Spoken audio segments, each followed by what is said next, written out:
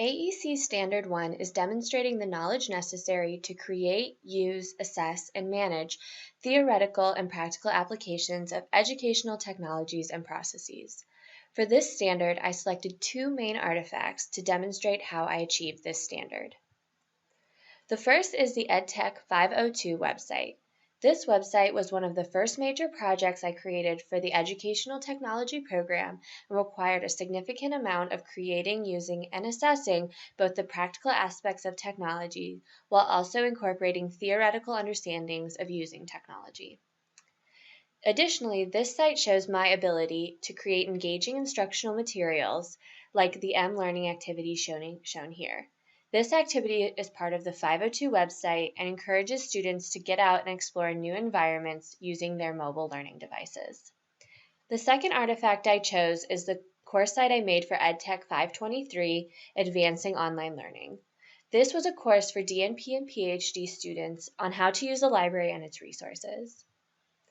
This site demonstrates my ability to select and use technological resources appropriate for a diverse group of learners, as the students were adult learners with a variety of experiences and educational backgrounds. These artifacts have been meaning to my professional practice because it gave me additional confidence to create and use sites in new and innovative ways. Additionally, the DNP and PhD website is in use and addressing a need I encountered daily in my professional life as librarian for the College of Nursing. What can you learn from me from these two artifacts? First of all, know your audience. It's important to create educational solutions for them, and knowing your audience is critical. Second, the simpler design, the easier it is for a user to understand what the point of the site is. Streamlining your site so it reflects the way you want users to experience the site is critical when creating in an online environment. Lastly, create resources that are close to your interests or something that you're passionate about. I was interested in creating a solution to the problems that the DNP and PhD students were facing, and this site became a passion of mine because I knew it would alleviate some of the issues they were having. AECT Standard 2 states that candidates should develop as reflective practitioners and be able to demonstrate effective implementation of educational technologies and processes based on contemporary content. There were a number of artifacts to choose to demonstrate this standard, but in the end, I chose one that I thought best encompassed all that the AECT Standard 2 is comprised of. It is the design document and subsequent online course created for EdTech 512. The reason I picked this artifact is because it shows from beginning to end how I effectively assessed the needs of a community of learners, created educational materials to meet those needs, and implemented technologies that best serve the community of users. The design document walks through the process of learning analysis, problem analysis, the development of course standards and objectives, and the development of objectives and outcomes for this particular online course. This artifact has been meaningful for my professional practice because it has encouraged me to more fully develop learning objectives and course goals and align them to standards. In courses that I teach, I often have overlooked the critical importance of those resources, and incorporating them more fully into both my face-to-face and online courses has been incredibly helpful in my development as an instructor. Others can benefit from what I have created by recognizing just how much work goes into course development and how much needs to be taken into account prior to even starting development on an online course. AECT Standard 3 states that candidates will facilitate learning by creating, using, evaluating, and managing effective learning environments. I selected the Instructional Design Project report from EdTech 503 because this project focused on a major learning environment at my institution, D2L, or Desire to Learn. D2L is the course management system for my institution, and the course I designed focused on creating resources for a librarian, essentially creating an online course, where the goals of the course were to help make librarians more comfortable using D2L for their liaison and instruction work. This artifact included a needs assessment, analysis of learner context, analysis of performance context, and visually demonstrating the content analysis and presentation.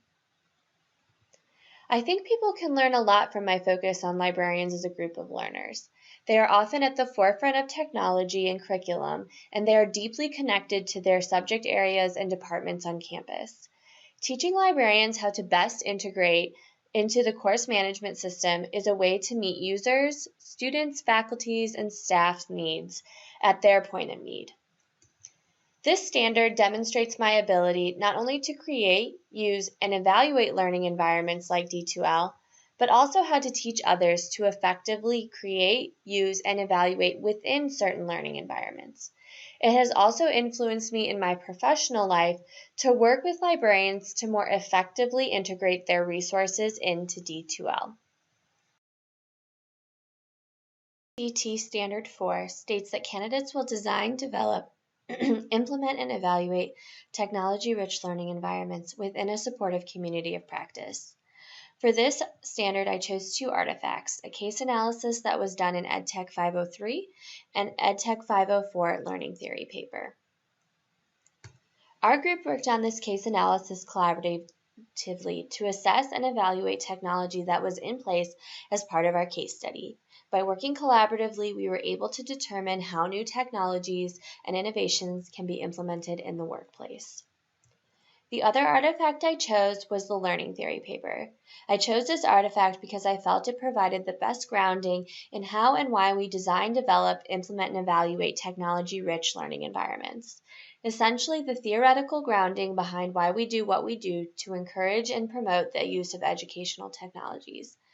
I know many people dislike theory, but I feel that this is one of the best ways to understand the backbone behind our everyday professions. The theory I focused on was constructivism, which focuses on students informing their own understanding of knowledge. This theory impacts me professionally because it encouraged me to design instructional materials, both for face-to-face and online environments, to put the learning in the students' hands and to do a better job of creating that supportive community of practice within my own courses and instruction. AECT Standard 5 states that candidates will explore, evaluate, synthesize, and apply methods of inquiry to enhance learning and improve performance. For this standard, I chose two artifacts, the final synthesis paper for EdTech 504 and IRB approval that was required for the project I did in EdTech 505. The paper that I did was entitled Instructional Design and Educational Technology, Connecting Theory to Practice. This required employing high-level research methods and evaluating the research discovered and synthesizing said research. This demonstrated my ability to do all three of the things required of Standard 5. For EdTech 505, this included an assessment. I decided to survey the DNP and PhD students enrolled in the College of Nursing at my institution. However, for any survey that's done at my institution, IRB approval is needed. IRB stands for Institutional Review Board. I was approved for IRB. I applied and was approved for IRB exempt status. IRB exempt status approval indicates that those who are taking your survey are not in any danger and that their anonymity is protected. Obtaining IRB approval helped me develop professionally as I went through the process of a researcher. Additionally, I encourage others to go through the IRB approval process, and I have talked to colleagues about the process, helping others by sharing my own work.